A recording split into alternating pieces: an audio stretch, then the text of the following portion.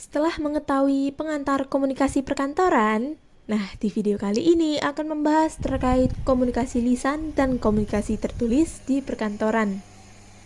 Apakah kalian semua mengetahui apakah komunikasi lisan itu? Komunikasi lisan merupakan komunikasi tatap muka yang menggunakan mulut atau lisan dalam menyampaikan informasi yang terjadi saat berkomunikasi dengan rekan kerja, seperti tatap muka, rapat, dan percakapan melalui telepon. Komunikasi lisan memiliki beberapa tujuan, seperti informasi tersampaikan secara langsung dan jelas, sehingga menghindari kesalahpahaman karena ekspresi wajah, intonasi suara, dan gaya tubuh yang membantu memperjelas situasi saat berkomunikasi, seperti manajer memberi perubahan jadwal rapat secara langsung. Yang kedua, membantu membangun hubungan dan kepercayaan yang kuat, seperti manajer berdiskusi langsung dengan bawahannya. Yang ketiga, masalah terpecahkan dengan baik, sehingga terdapat dialog dua arah dan feedback langsung. Yang keempat, memberikan arahan penyelesaian pekerjaan. Yang kelima, memberi feedback seperti evaluasi kinerja. Yang keenam, komunikasi lisan mengawasi situasi penting seperti HRD memberikan pengarahan kontrak kerja kepada calon karyawan baru. Komunikasi lisan berpengaruh dalam komunikasi organisasi, di mana komunikasi yang baik dapat membangun kerjasama tim yang kuat dalam bekerja sama untuk menyelesaikan kepentingan perusahaan. Sebaliknya, jika komunikasi tidak sehat dapat memunculkan konflik antar anggota, baik konflik individu ataupun dalam pembagian tugas. Nah, permasalahan tersebut sangat beresiko dalam urusan internal perusahaan karena dapat menurunkan kinerja karyawan yang berdampak buruk pada perusahaan. Menurut Koch pada tahun 1992, dalam proses berbicara ada 5 unsur yang terlibat. 1. Pembicara sebagai penyampai pesan, di mana pembicara berkemampuan bagus, terpelajar, bersikap rendah hati, bertutur runtut, dan bermanfaat akan mempengaruhi ketersampaian pesan sehingga penyimak percaya terhadap pesan yang disampaikan pembicara. Yang kedua, pesan atau isi pembicaraan. Materi bermanfaat sesuai dengan kebutuhan penyimak serta bahasa yang digunakan hendaknya menarik dan jelas. Pengaturan volume suara, penekanan, dan variasi penyampaian yang baik, serta kata-kata spesifik yang mudah dipahami. Yang ketiga, saluran atau alat yang digunakan untuk menyampaikan pesan, di mana memanfaatkan alat bantu seperti gambar atau ilustrasi agar penyimak lebih mudah untuk memahami. Yang keempat, sasaran pembicaraan atau penyimak, di mana pembicaraan berpusat pada penyimak, artinya ini dari cara pengungkapan disesuaikan dengan kemampuan dan keperluan penyimak, serta menghargai dan memperhatikan penyimak sebagai orang yang patut dihargai. Yang kelima, tanggapan sasaran atau penyimak. Nah, penyimak memberi umpan balik kepada pembicara mengenai isi pesan yang disampaikan. Prinsip komunikasi lisan menurut Monica pada tahun 2016 terdapat prinsip motivasi, di mana motivasi ini merupakan dorongan untuk membangkitkan niat terhadap seseorang.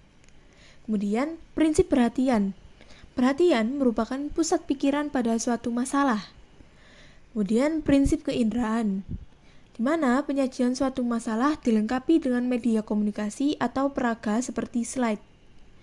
Kemudian, prinsip pengertian, di mana menguraikan sistematika yang dibahas, kemudian membahas pokok pembahasan dan disimpulkan dengan sistematis dan logis agar mudah dipahami. Pada prinsip penyajian komunikasi lisan terdapat prinsip persiapan, merupakan pengetahuan suatu pembicara sehingga perlu mempersiapkan dan memahami materi yang akan disampaikan. Kemudian terdapat sistematika penyajian, di mana bahan yang disampaikan disusun secara sistematis. Menyediakan alat bantu atau media komunikasi berupa alat tiruan, berupa benda asli, atau bagan atau skema atau gambar-gambar. Kemudian tempat, di mana menyampaikan informasi dapat disesuaikan dengan situasi dan lingkungan. Pada prinsip penyajian berisi pendahuluan, isi, pembicaraan, serta penutup. Tahukah kalian, pada saat berkomunikasi terdapat teknik berbicara yang efektif, di mana terdapat teknik pembukaan pembicaraan, teknik menggunakan data, teknik memulai pembicaraan berdasarkan data yang konkret, teknik anekdot, yang memulai pembicaraan dengan penggunaan kata-kata yang lucu sehingga membangun gairah mendengar. Teknik mengajukan pertanyaan, memulai pembicaraan dengan mengajukan pertanyaan meningkatkan minat pendengar. Teknik memulai dengan menyatakan keistimewaan tempat atau kejadian. Komunikasi lisan meliputi komunikasi lewat telepon. Tahukah kalian apakah komunikasi melalui telepon? Komunikasi melalui telepon merupakan bentuk komunikasi tidak langsung antar komunikator dan komunikan dengan memanfaatkan satu rangkaian elektronik yang disebut pesawat telepon. Telepon dipakai untuk menyampaikan dan menerima informasi dengan cepat, karena dengan telepon baik komunikator maupun komunikan dapat menyampaikan berita atau informasi pada saat yang sama. Pada komunikasi melalui telepon, terdapat jenis-jenis telepon menurut Priyo-Wiryanto pada tahun 2004. Intercom. Dalam bahasa Inggris disebut intercommunication, yang artinya alat komunikasi yang dipergunakan untuk menyampaikan warta atau keterangan dalam lingkungan organisasi sendiri atau dari satu bagian ke bagian lain dalam satu instansi. Pesawat telepon. Alat untuk menyampaikan informasi secara lisan dari satu pihak ke pihak lain dari jarak jauh, baik dalam lingkungan kantor maupun luar kantor. Salah satu jenis pesawat telepon adalah pesawat tunggal yang digunakan di lingkungan instansi, biasanya dilengkapi dengan pesawat ekstensi atau cabang-cabang, PMBX atau Private Manual Branch Exchange. Penelpon harus terlebih dahulu melalui operator. Penelpon harus menekan nomor yang telah ditentukan. Setelah tersambung, penelpon baru dapat berhubungan langsung dengan nomor telepon luar yang dituju, PEBX atau Private Automatic Branch Exchange. Penelpon dapat berhubungan langsung dengan cara memutar nomor khusus untuk memperoleh saluran keluar, kemudian memutar nomor telepon yang dituju. Switchboard atau papan sambungan. Alat komunikasi yang terdiri dari papan panel yang lebar yang di dalamnya terdapat saklar-saklar dan instrumen lain yang berfungsi untuk menyampaikan informasi dari satu tempat ke tempat yang lain. Loudspeaking telephone atau pelantang suara telepon. Alat ini memperbesar atau memperkeras volume suara telepon sehingga meningkatkan kemampuan kerja, efisiensi waktu dalam menerima telepon tanpa harus meninggalkan pekerjaan. Telepon answering machine atau mesin penjawab telepon, di mana alat ini merekam atau menjawab setiap pesan atau berita yang masuk. Terdapat 4 jenis hubungan telepon menurut Priyo-Wiryanto pada tahun 2004.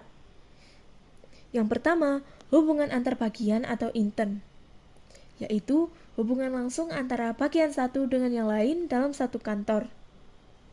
Yang kedua, hubungan lokal atau setempat, yaitu hubungan yang dilakukan komunikator dengan komunikan dalam satu lingkup daerah tertentu dalam satu kota. Yang ketiga, hubungan interlokal, yaitu hubungan telepon antara dua orang secara langsung dengan jarak jauh, antar kota atau antar provinsi, namun tetap dalam satu negara.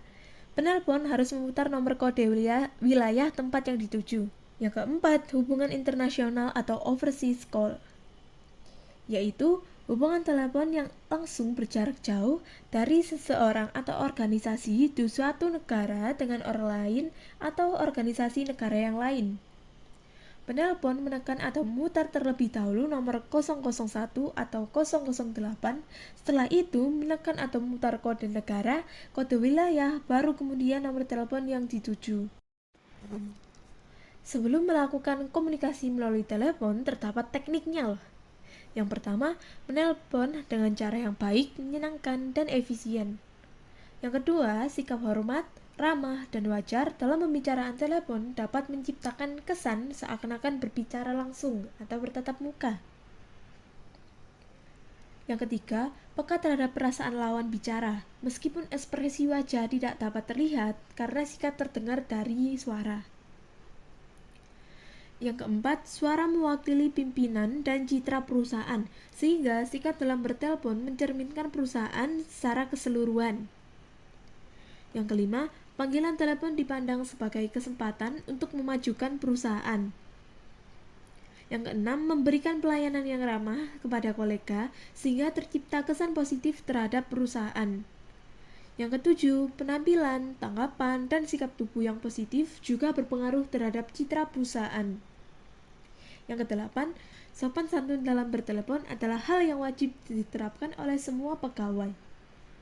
Saat perusahaan ingin menawarkan kerjasama kepada perusahaan internasional, sehingga sekretaris perlu menyampaikan informasi tersebut dengan bahasa Inggris. Sekretaris perlu memperkenalkan diri dan meminta disambungkan dengan orang yang dituju.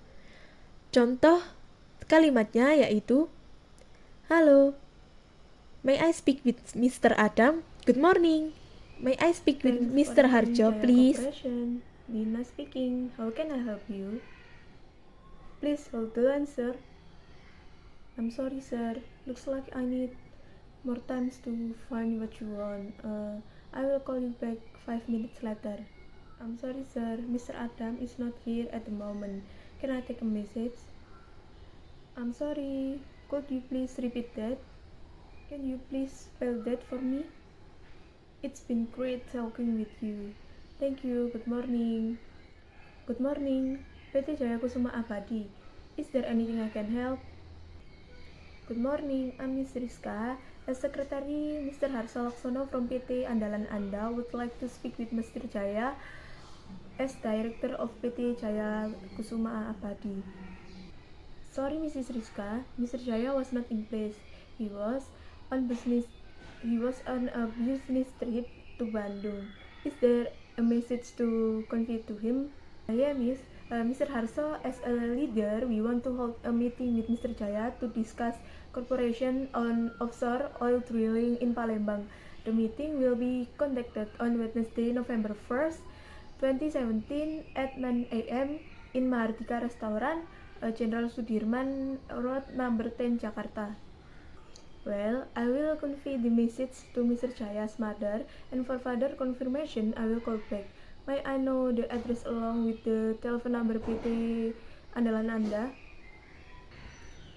Our office at Ahmad Yani Road, number 242, Jakarta, and contact telephone number 021 999 88811. I'm sorry, Mrs. Rizka. There may be I can help you get back. No thanks. I wait for the confirmation from the mother as soon as possible. Okay, Miss Rizka, will be my contact after the message to receive follow up from our leaders. Thank you. Good morning. Good morning.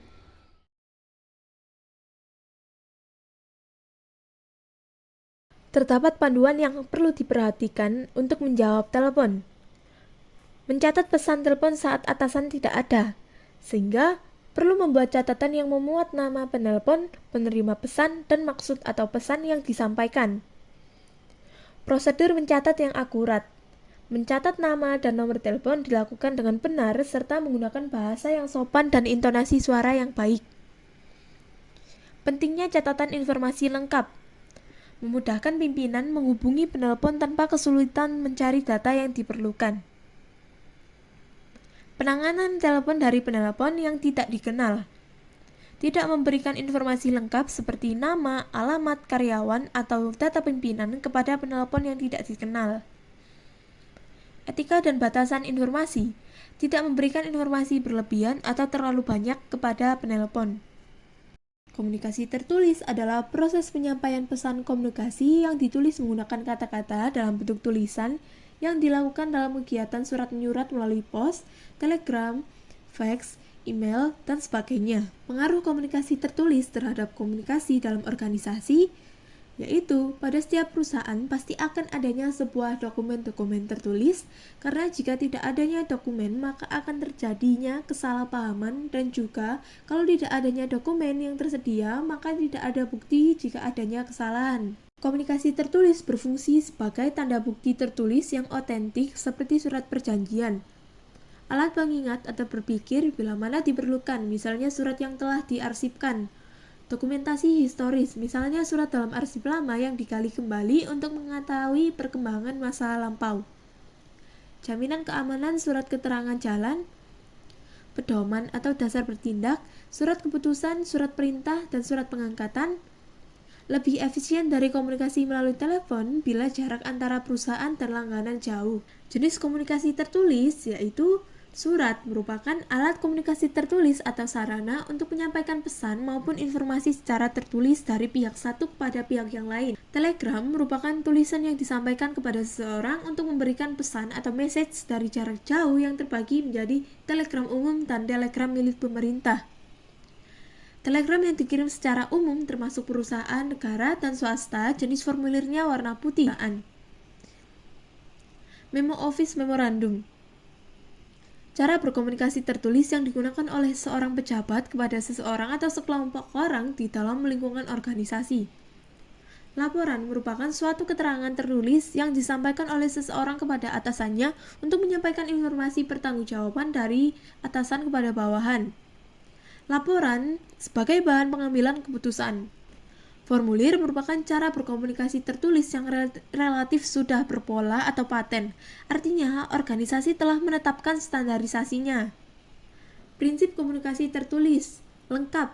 Pesan yang digunakan harus lengkap dan mengandung fakta yang diinginkan oleh pembicara. Pesan tersebut menjawab pertanyaan 5W+1H, khususnya saat menjawab surat pengumuman dan sebagainya. Ringkas, menggunakan kata yang langsung pada inti atau tidak bertele-tele.